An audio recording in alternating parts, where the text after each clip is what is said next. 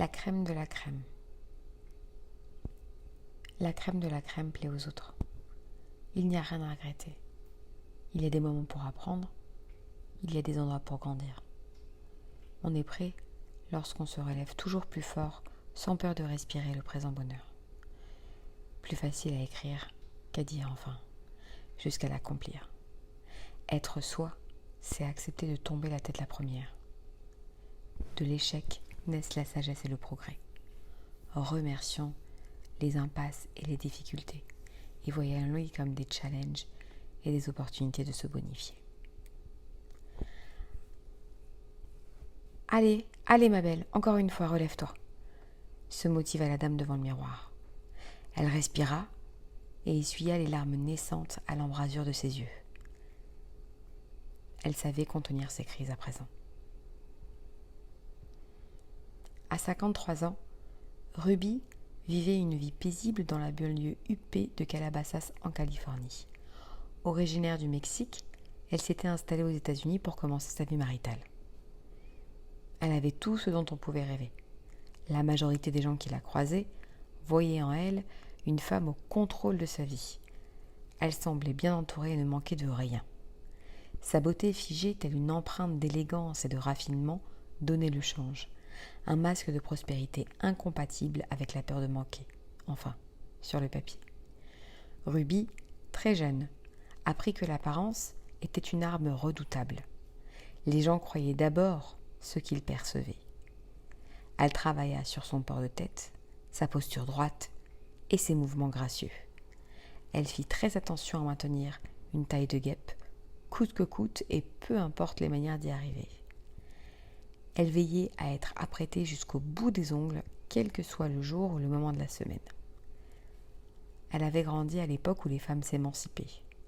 Elle récupérait le droit des votes. Elle prenait soi-disant la liberté de leur sexualité et décidait de leur choix de vie. Cela n'avait pas réellement changé grand-chose à leur statut social et le fait de s'élever haut et seule dans la vie, pensait Ruby. La femme libre était plus une paria qu'un mythe dans beaucoup de coins du monde. Ruby prit une grande respiration et sourit au reflet qui ne le ressemblait plus dans le miroir. Elle se promit de s'effondrer sur son lit ce soir avant de placer des compresses au thé vert sur ses yeux pour éviter toute trace de sa dépression. Soulagée de savoir une libération proche, elle saisit à deux mains le plateau des pâtisseries et entra dans le salon avec un large sourire sur le visage. « Dora, tu nous as tellement gâtés, on a envie de tout goûter. Quelle merveille! Bonjour la séance de sport de demain !» s'exclama-t-elle en face de son mari et des deux couples d'amis qui étaient venus déjeuner en ce samedi midi. Dora et Mike partirent 20 minutes plus tard, après le temps du dessert. Quant à Céline et Robert, ils restèrent jusqu'au milieu de l'après-midi. Robert était l'associé de Frank, le mari de Ruby. Lui et sa femme vivaient à présent sur la côte Est. Lorsqu'ils revenaient en Californie, Frank et Robert rattrapaient le temps en parlant stratégie et finances pour le futur de leur start-up. Ils échangeaient ensuite des balles sur le terrain de tennis que Frank avait fait construire derrière la piscine au sein de leur résidence. Ce fut le programme de la journée encore une fois.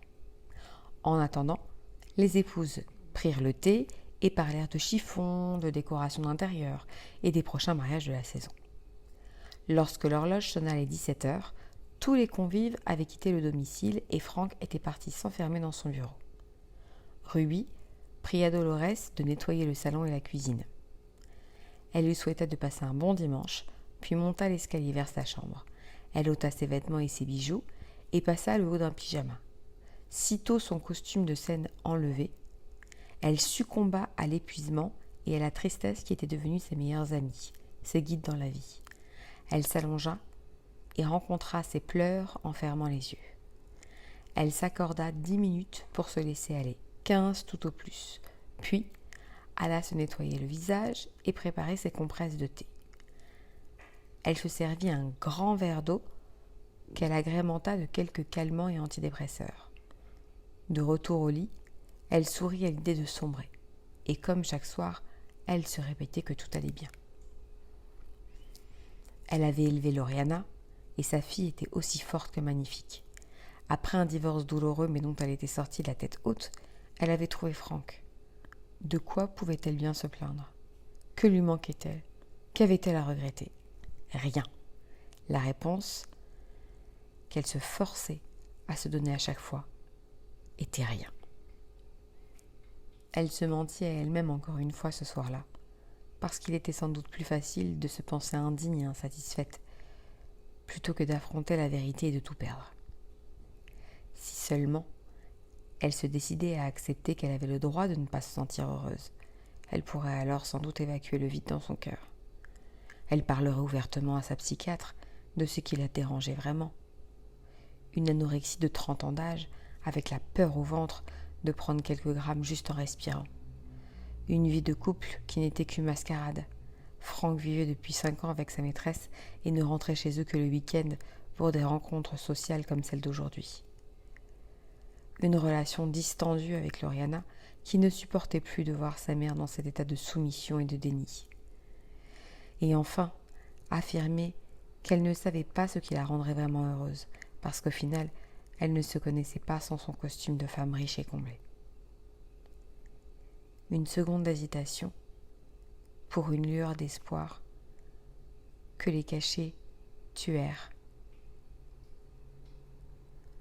Ruby voyagea alors dans le seul endroit où elle était elle et où elle était bien, ses rêves.